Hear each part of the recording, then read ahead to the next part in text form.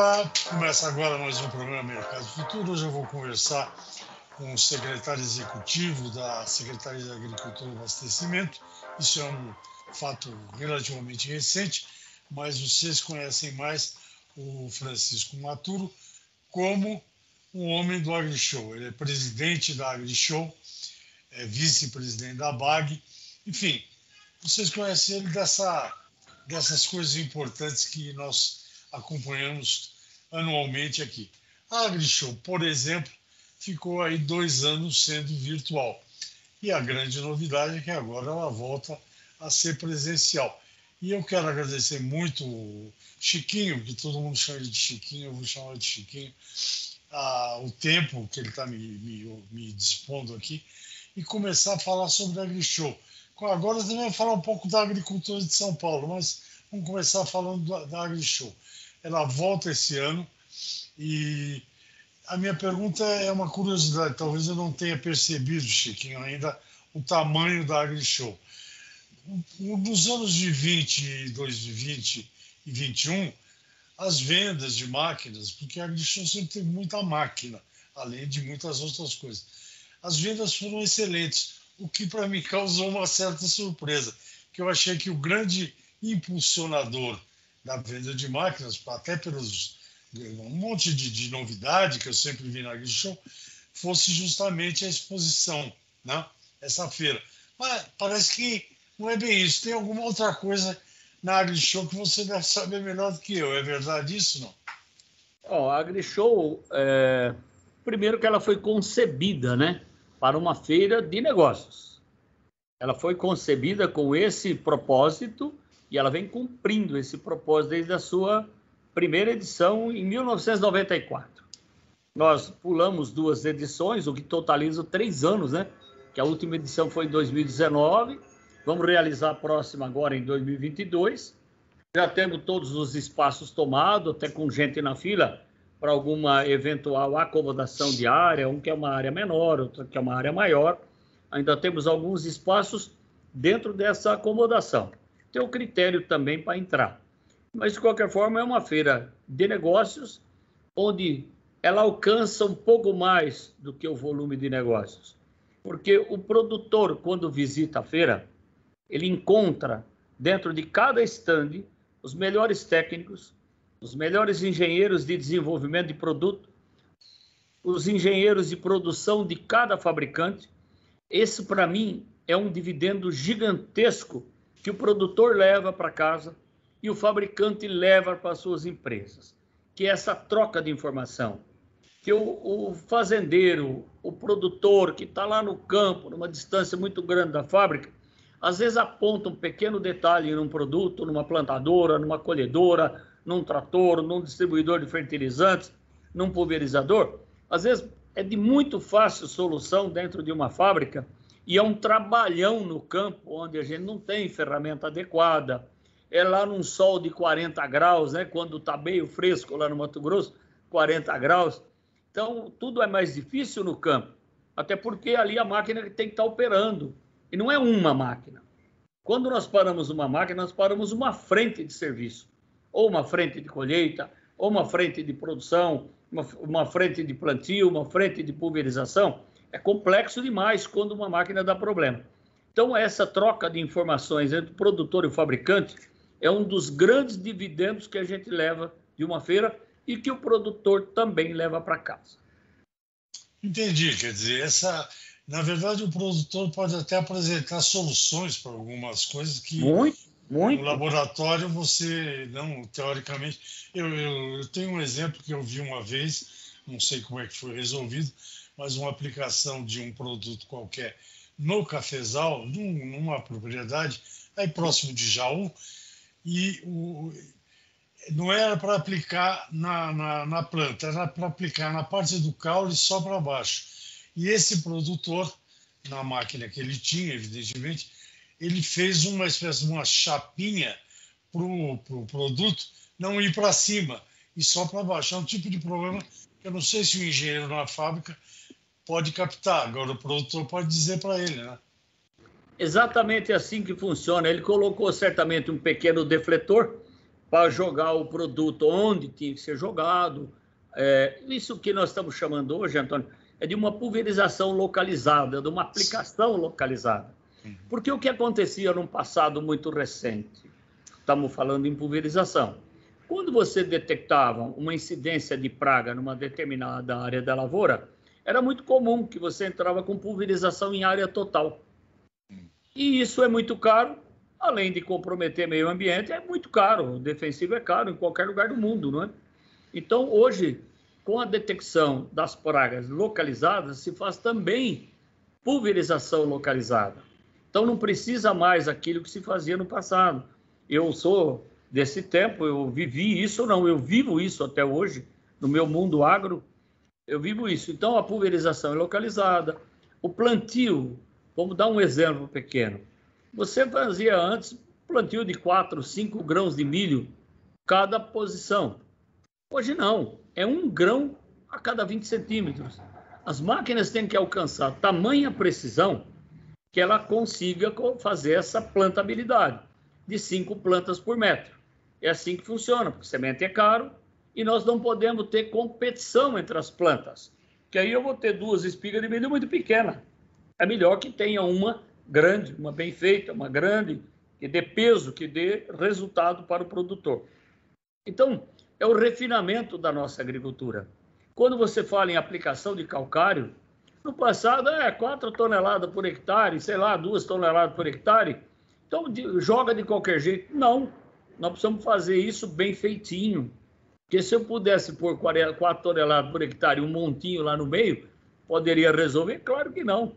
Nós temos que fazer a distribuição uniforme. Então, as máquinas têm evoluído muito nesse sentido. Quando você vai fazer adubação a lanço, é a mesma coisa. Eu preciso ter adubação em toda a área da propriedade, em toda a área onde vai ser cultivada uma semente, não é? Então, as máquinas têm evoluído de forma gigantesca nessa direção. É isso que se busca, essa é a grande contribuição que máquinas está dando para o agro brasileiro. E me conta uma coisa, eu participei da entrevista coletiva que vocês fizeram, né, sobre a AgriShow, e tem muita coisa nova. O que você destacaria? O que para você vai ser mais importante? Porque normalmente nos AgriShows, eu não fui em todos, mas eu fui em quase todos. Tem um negócio que eu acho super legal, que é aquela mesa de negociação internacional. Sim. Tem aquele stand lá das empresas estrangeiras, que é bem interessante. Mas você, o que você destaca nessa retomada aí 2022? Olha, o que eu destaco nesse momento, eu gostaria até, você tocou numa coisa muito boa, são as rodadas de negócios internacionais. A última edição, em 2019, nós tivemos 76 delegações estrangeiras lá fazendo negócio. Isso é organizado uma área exclusiva para essa finalidade, país por país, grupo por grupo de compradores estrangeiros, distribuidores estrangeiros que estão na feira. Mas o grande destaque nessa feira vai ser conectividade, que as máquinas estão conectadas. Eu gostaria até de dar um exemplo, se você me permite.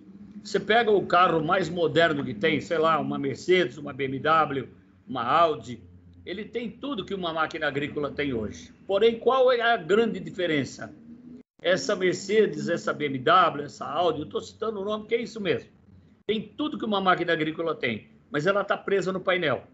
Quando aparece uma luz acesa lá, eu preciso fotografar, mandar para a minha concessionária para ele identificar o problema e ver que solução pode ser encaminhada. As máquinas agrícolas hoje estão conectadas num centro de operações. Estão conectadas ao concessionário que a vendeu. Então, essa máquina está em operação lá no campo e já está conectada lá. Se ela apresentar algum problema, lá no centro de operações, o problema já é detectado e muitas vezes, a solução é feita via remota.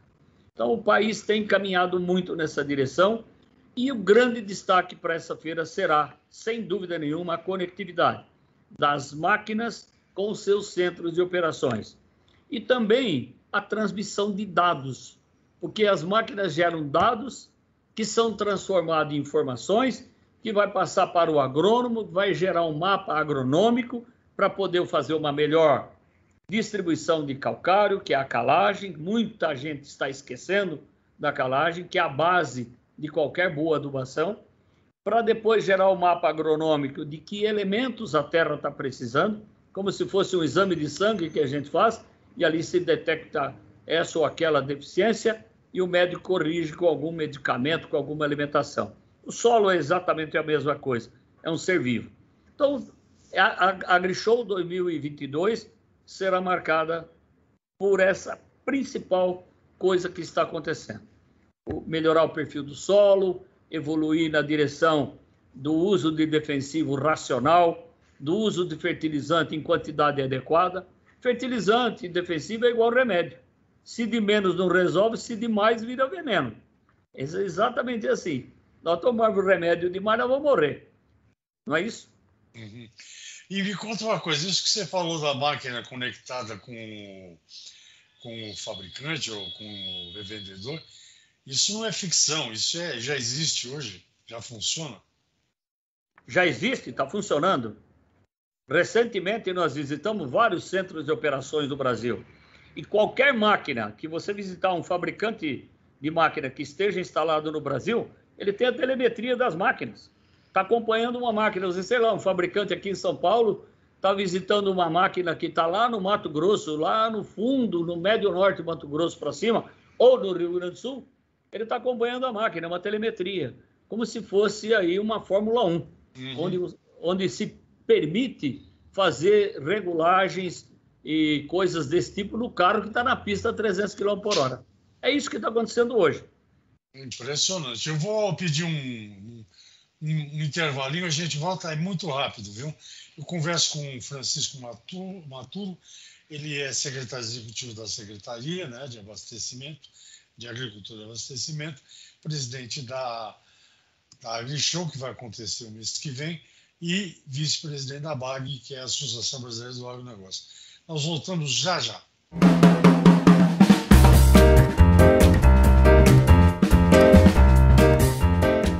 Ok, eu estou de volta ao programa Mercado Futuro. Hoje a conversa é com Francisco Maturo, secretário executivo da Agricultura e Abastecimento do Estado de São Paulo, presidente da AgriShow e vice da BAG. Está falando do que vocês vão ver na AgriShow. Eu mesmo fiquei agora muito interessado nesse negócio, até porque eu gosto de Fórmula 1. Essa relação é muito interessante. Você regular o carro. Aliás, outro dia eu andei num carro, não tenho ideia, não olho muito para esse negócio de marca, mas o carro tinha umas coisas, quando parava no sinal, ele desliga. Aí liga de novo e sai andando. E tem uma regulagem de suspensão também, para andar mais depressa. Umas coisas impressionantes. Eu sou do tempo eu não sou tão velho assim, mas eu sou do tempo do carro que para abrir o vidro a gente tinha uma manivela. Bom, Francisco, e com relação à questão que é inevitável te perguntar isso, com relação a cuidados, porque a pandemia diminuiu, mas não acabou.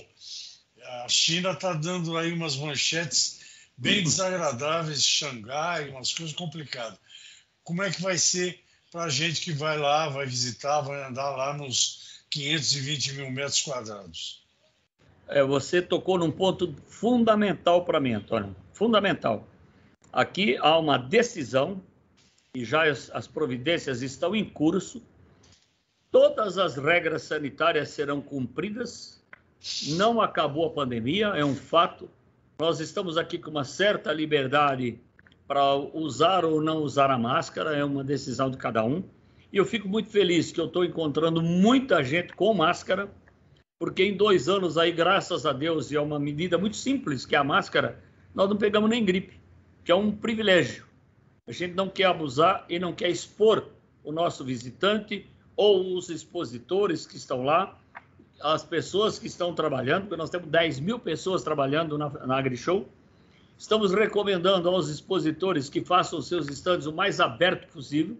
Nós estamos lá numa área de 2 milhões de metros quadrados, é uma área totalmente aberta, a campo, é uma fazenda, tudo a céu aberto, não tem nada coberto a não ser os estandes, não é? Mas os estandes todos vazados, todos abertos, evitar a sala de reuniões, Nós temos pedido aos expositores que não façam reuniões em salas fechadas, que era muito comum no passado, quase ontem, né? Onde bonito era ficar numa sala fechada no ar-condicionado. Agora, melhor que a gente fique a céu aberto, com vento, com liberdade, com sol, com tudo isso. E todas as regras do Plano São Paulo e do plano que o prefeito municipal tem o poder de fazer mais restrições ao Plano São Paulo serão cumpridos integralmente. Já temos medidas para evitar congestionamento em bilheterias, banheiros adequados às novas normas que estamos vivendo, banheiros permanentemente limpos, desinfetados, né, com todos aqueles aerosóis próprios para evitar uma contaminação maior. Menos filas nos restaurantes? Não haverá fila. Nós temos um número limitado de pessoas. São muitos restaurantes lá dentro, todos cumprindo regras sanitárias. Se você me permite, eu gostaria de fazer mais uma colocação, que não é uma moda, é um momento que nós estamos vivendo. É o momento da integração lavoura-pecuária ou integração lavoura, pecuária e floresta. Está caminhando muito rápido. Eu recebi os dados hoje, que nós temos o controle no Brasil todo, que nós já passamos de 18 milhões de hectares em sistemas integrados de produção. Não necessariamente um modelo fixo para todo mundo, porque nós temos clima diferente, topografia diferente, o país é muito grande, é gigantesco esse país, então qualquer tipo de integração é permitida. E permitido também a integração tecnológica. E nós não podemos abrir mão mais de ter uma área, e é um privilégio que um país tropical tem, de poder fazer mais de uma cultura por ano, na mesma área.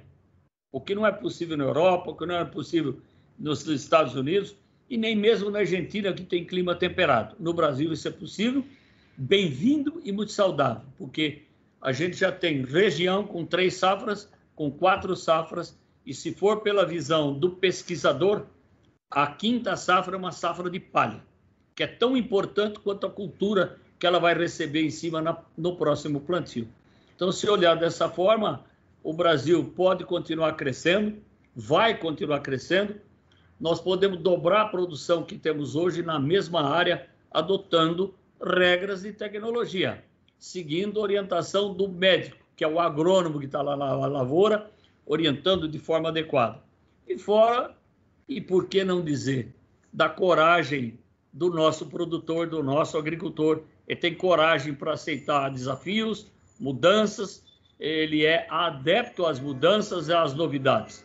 Ele não pode arriscar muito dinheiro, porque já fazer agricultura já é um risco. Então, mas ele, quando tem uma tecnologia nova, ele vai em cima. E aí está a pesquisa, está a ciência se desenvolvendo cada dia mais, produzindo sementes, fertilizantes, defensivos adequados em cada clima do país, cada cantinho do país, em cada tipo de solo, em cada tipo de região que o Brasil tem. Tá, e com relação a público, vocês esperam um público parecido com o da última feira? Algo como 150 mil pessoas? Nós esperamos um público de 150 mil pessoas, distribuídos em uma área gigantesca, que é a fazenda onde nós estamos, em Ribeirão Preto. Né? Então, vai ter aí seus 30, 40 mil pessoas por dia, o que não é nenhum problema no tamanho daquela área, né? Não tem nenhum problema.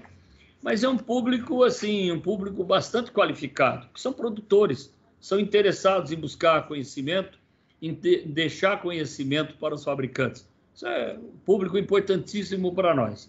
150 mil pessoas é muita gente em qualquer lugar do mundo. Uhum. Me conta uma coisa, como é que é feito o cálculo de negócios, né? Porque o último ano foi quase 3 bilhões de reais. Quem que te fornece esses dados? Os bancos? Os dados são fornecidos pelos agentes financeiros e pelos expositores. Nós temos um acordo com eles, todos os dados são o que passa pelo nosso controle, porque tem muitos negócios também que eles são começados numa feira como a AgriShow e muitas vezes termina na semana seguinte, termina 2 semanas depois. O que passa pelo nosso controle é esse volume que você citou, que foi em 2019, 2,9 bilhões de reais.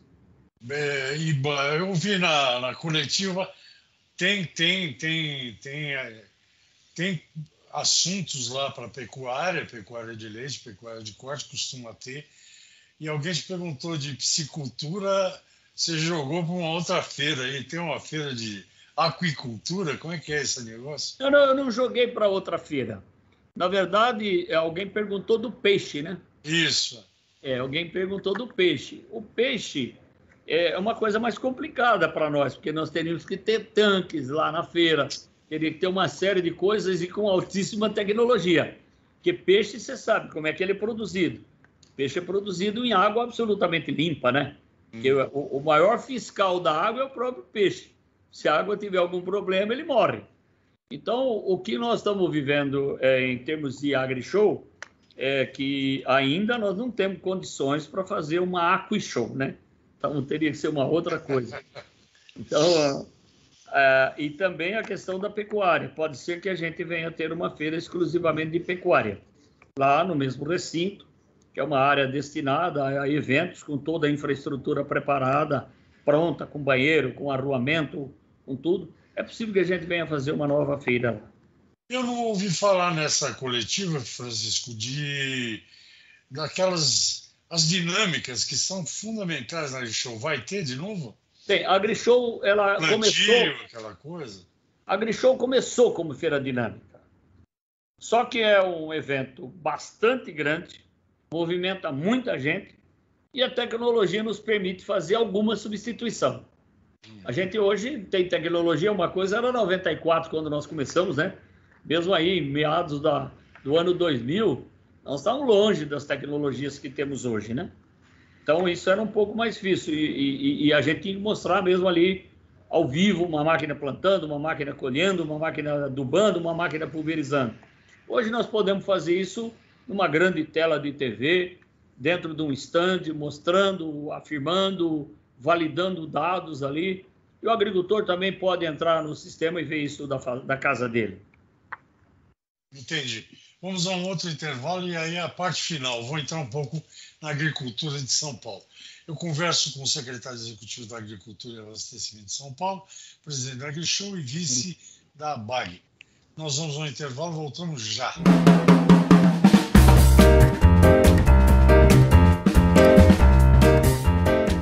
Eu converso com Francisco Maturo, ele é secretário executivo da Agricultura, e esse é o nosso último bloco.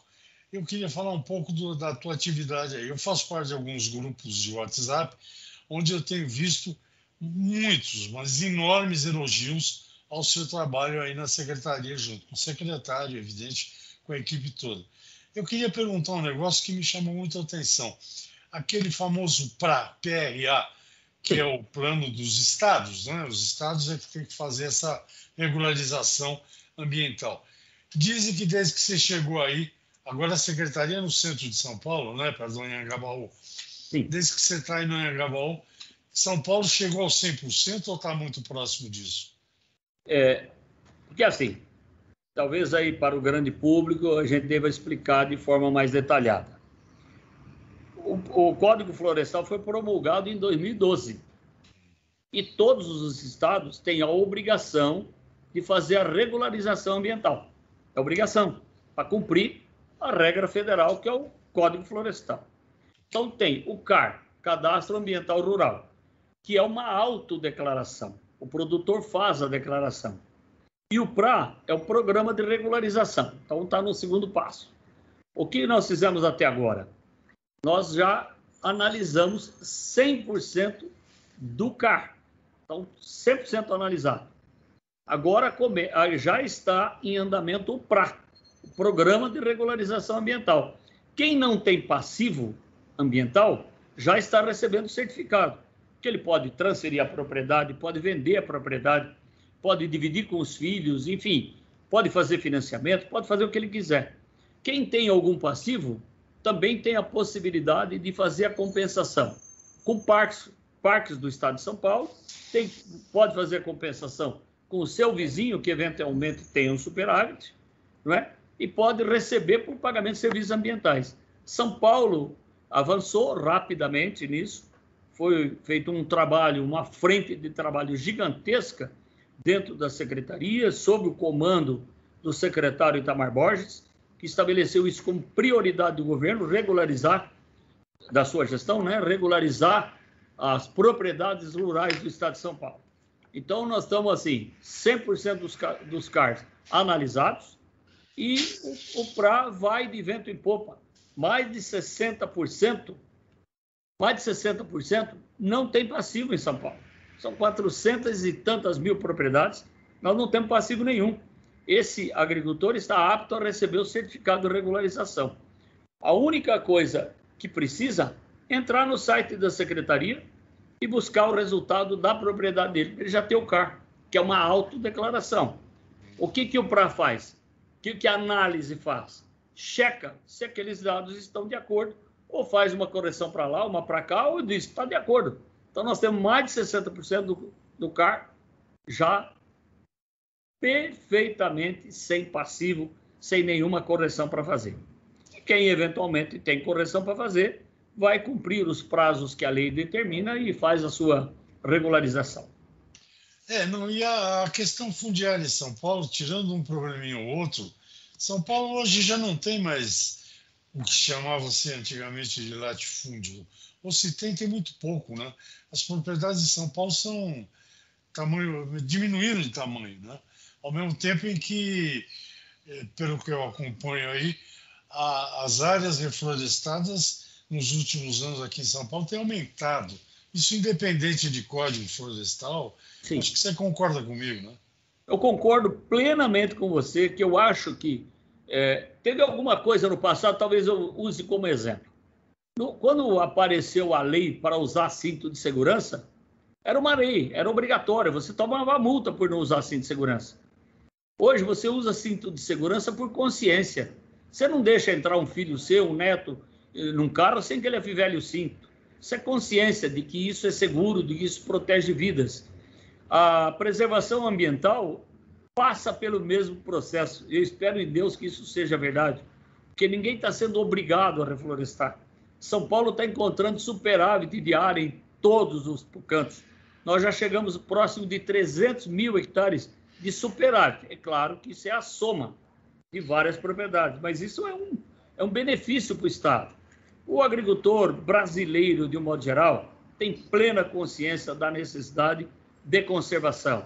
Conservar as suas florestas, suas nascentes, e tem esse interesse. Conservar a fauna que está por ali. Isso é uma coisa maravilhosa que está acontecendo. Se começou por uma lei, hoje se faz muito por consciência. Para a gente concluir essa brilhante conversa, excelente conversa, nós estamos tendo um monte de alta de custo de produção, tem essa guerra insana acontecendo. Enfim, eu não faço parte daquele grupo que acha que vai faltar fertilizante para a safra de verão a próxima.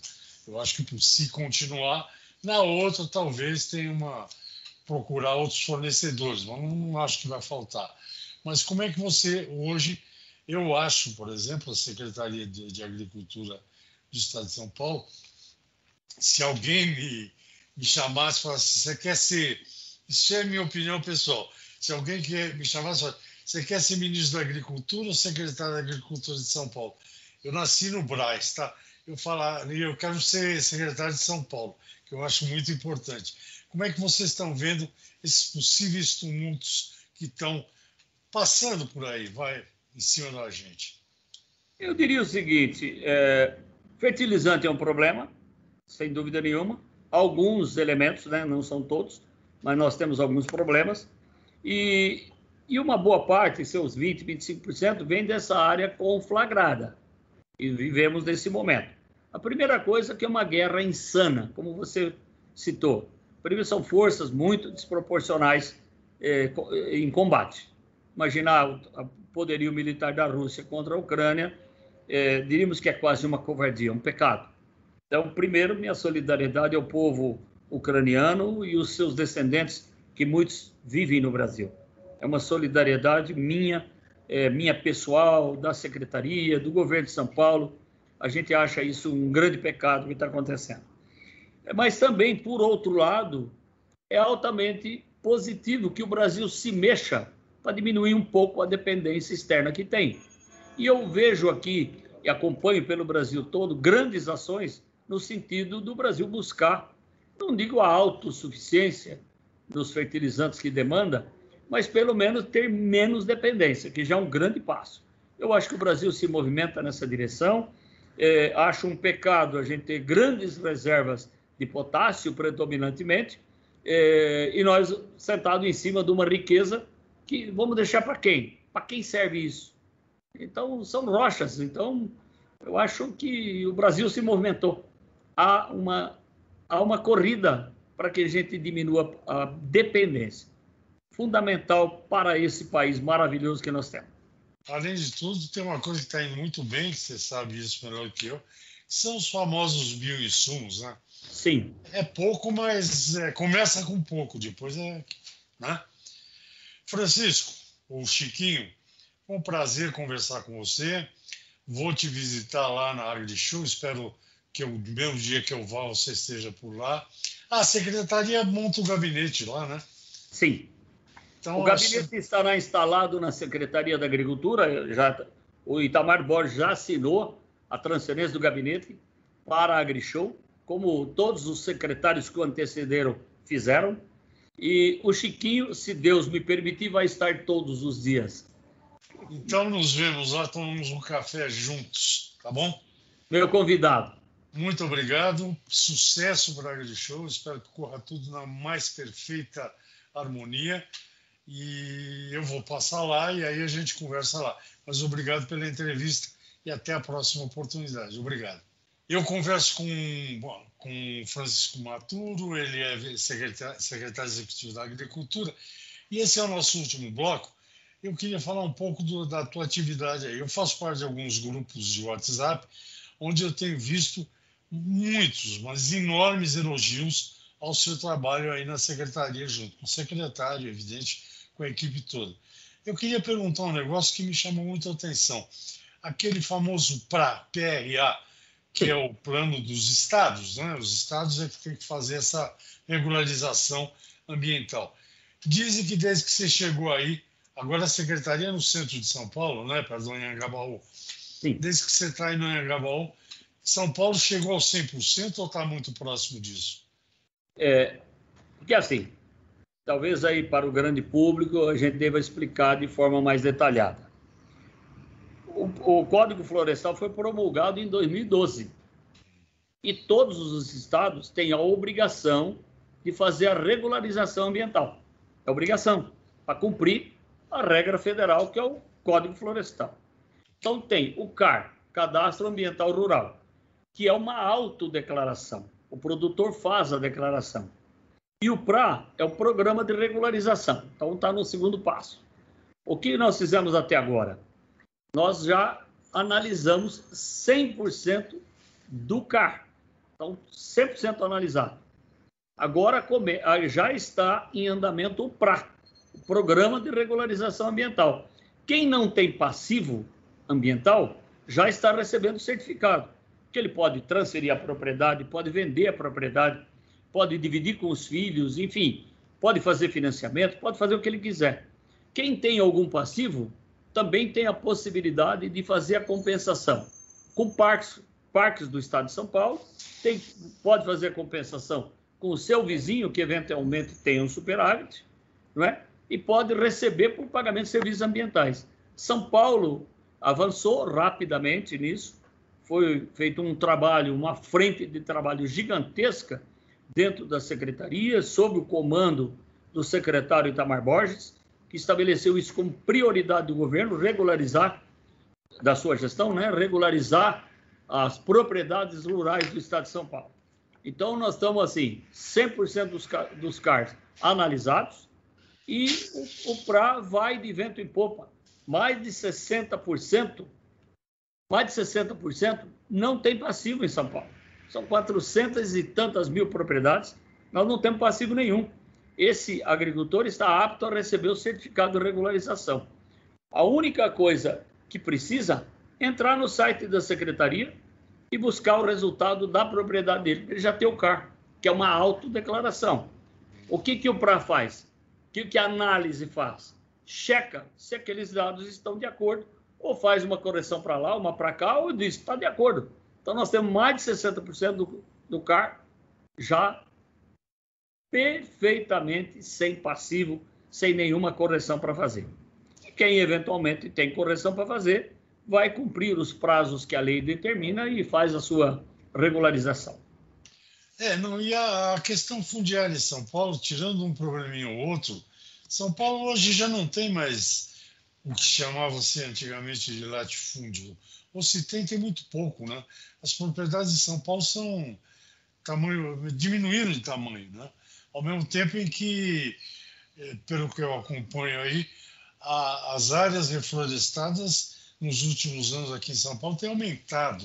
Isso independente de código florestal. Sim. Acho que você concorda comigo, né? Eu concordo plenamente com você, que eu acho que teve alguma coisa no passado, talvez eu use como exemplo. Quando apareceu a lei para usar cinto de segurança, era uma lei, era obrigatória, você tomava multa por não usar cinto de segurança. Hoje você usa cinto de segurança por consciência. Você não deixa entrar um filho seu, um neto, num carro sem que ele afivele o cinto. Isso é consciência de que isso é seguro, de que isso protege vidas. A preservação ambiental passa pelo mesmo processo. Eu espero em Deus que isso seja verdade, porque ninguém está sendo obrigado a reflorestar. São Paulo está encontrando superávit de área em todos os cantos. Nós já chegamos próximo de 300 mil hectares de superávit. É claro que isso é a soma de várias propriedades, mas isso é um benefício para o Estado. O agricultor brasileiro, de um modo geral, tem plena consciência da necessidade de conservação. Conservar as suas florestas, suas nascentes, e tem esse interesse. Conservar a fauna que está por ali. Isso é uma coisa maravilhosa que está acontecendo. Se começou por uma lei, hoje se faz muito por consciência. Para a gente concluir essa brilhante conversa, excelente conversa, nós estamos tendo um monte de alta de custo de produção, tem essa guerra insana acontecendo. Enfim, eu não faço parte daquele grupo que acha que vai faltar fertilizante para a safra de verão a próxima. Eu acho que se continuar, na outra talvez tenha procurar outros fornecedores, mas não acho que vai faltar. Mas como é que você hoje, eu acho, por exemplo, a Secretaria de Agricultura do Estado de São Paulo, se alguém me chamasse e falasse, você quer ser, isso é a minha opinião pessoal, se alguém me chamasse e falasse, você quer ser ministro da Agricultura ou secretário da Agricultura de São Paulo? Eu nasci no Brás, tá? Eu quero ser secretário de São Paulo, que eu acho muito importante. Como é que vocês estão vendo esses possíveis tumultos que estão passando por aí, em cima da gente? Eu diria o seguinte, fertilizante é um problema, sem dúvida nenhuma. Alguns elementos, né, não são todos, mas nós temos alguns problemas. E uma boa parte, seus 20%, 25%, vem dessa área conflagrada. E vivemos nesse momento. A primeira coisa é que é uma guerra insana, como você citou. Primeiro, são forças muito desproporcionais em combate. Imaginar o poderio militar da Rússia contra a Ucrânia, diríamos que é quase uma covardia, um pecado. Então, primeiro, minha solidariedade ao povo ucraniano e os seus descendentes, que muitos vivem no Brasil. É uma solidariedade minha pessoal, da Secretaria, do governo de São Paulo. A gente acha isso um grande pecado que está acontecendo. Mas também, por outro lado, é altamente positivo que o Brasil se mexa para diminuir um pouco a dependência externa que tem. E eu vejo aqui, e acompanho pelo Brasil todo, grandes ações no sentido do Brasil buscar, não digo a autossuficiência dos fertilizantes que demanda, mas pelo menos ter menos dependência, que já é um grande passo. Eu acho que o Brasil se movimenta nessa direção.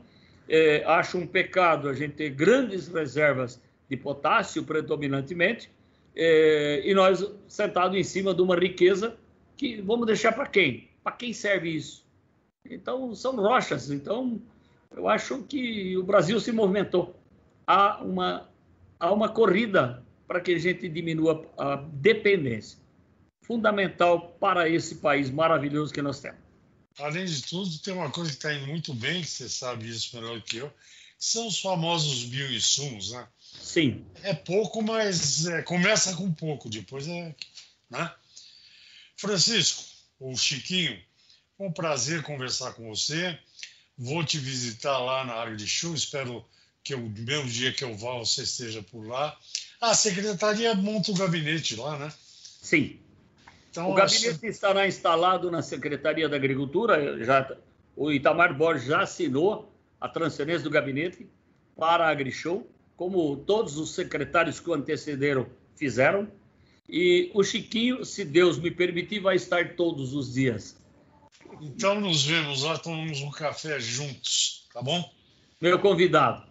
Muito obrigado, sucesso para a AgriShow, espero que corra tudo na mais perfeita harmonia. E eu vou passar lá e aí a gente conversa lá. Mas obrigado pela entrevista e até a próxima oportunidade. Obrigado.